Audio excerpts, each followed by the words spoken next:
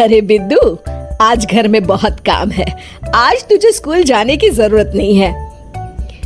लेकिन दादी, आज तो स्कूल में मेरा टेस्ट है। अरे एक दिन स्कूल नहीं जाएगी तो ऐसी कौन सी तेरी कलेक्टर की पढ़ाई छूट जाएगी। वैसे भी मैं देख रही हूँ आजकल तो बड़ी ढीठ हो गई है। अपनी दादी की बातें सुनकर बिंदु नाराज हो जाती है। तभी उसकी माँ कहती है, अरे बिंदु, इतनी छोटी बात पे मुंह फुलाने की क्या जरूरत है। दादी बिल्कुल सही कह रही हैं। लड़कियों को तो घर के काम काज सीखना चाहिए। अरे बहू, रमेश के लाड़ प्यार ने इसे बिगाड़ रखा है। कम से कम तू तो मेरी बात समझती है। अच्छा, मेरी पूजा का समय हो गया है, मैं पूजा करने जा रही हूँ। इतना कहकर रमेश की माँ वहाँ से चली जाती है।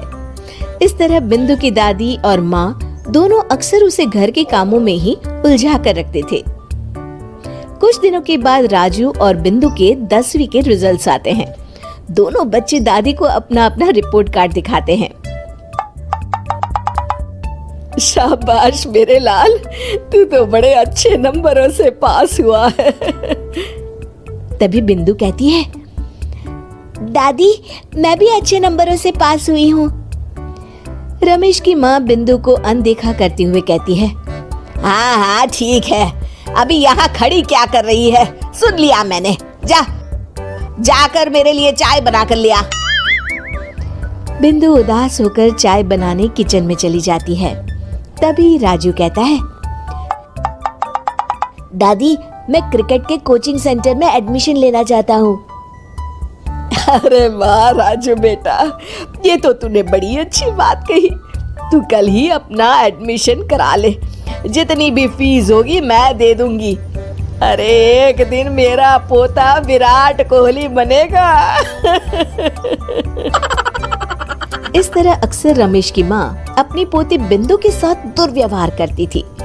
कुछ दिनों के बाद रमेश की माँ और उसकी पत्नी दोनों सास बहू मिलकर राजू का एडमिशन अच्छे स्कूल में करवा देते हैं, लेकिन बिंदु का एडमिशन नहीं करवाते। इस बात से नाराज होकर बिंदु अपनी दादी से कहती है, लेकिन दादी मुझे भी आगे की पढ़ाई करनी है। अरे क्या करेगी आगे की पढ़ाई लिखाई करके हैं? आज से ये पढ़ाई का भूत अपने दिमाग से उतार दे। इतना कहकर रमेश की माँ वहाँ से चली जाती है।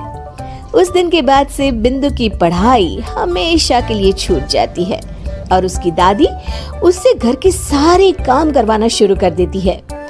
इस तरह उसका सारा दिन घर के कामों में ही बीत जाता था। कुछ दिन बीत जाते हैं और एक दिन रमेश छुट्टियों पर घर आता है। बिंदु को घर के काम करते हुए देख उससे कहता है, अरे बिंदु बेटा, तुम स्कूल नहीं गई? पिताजी, दादी ने मेरा एडमिशन कराने से मना कर दिया है। वे कहती है घर पे रहकर घर के काम करना सीख। अपनी माँ का ये बर्ताव देख रमेश को बहुत गुस्सा आता है और वो अपनी माँ से कहता है, माँ ये तुमने क्या किया? आगे की पढ़ाई के लिए स्कूल में बिंदु का एडमिशन क्यों नहीं करवाया? अरे बेटा, लड़की जात है, ज्यादा पढ़ लिख कर क्या करेगी? वैसे भी शादी के बाद तो इसे घर के ही काम करने हैं ना। तुम किस जमाने में जी रही हो माँ? अगर कल्पना चावला के घर वाले भी तुम्हारी सोच के होते तो क्या वो पूरी दुनिया में हिंदुस्तान का नाम रोशन कर पाती?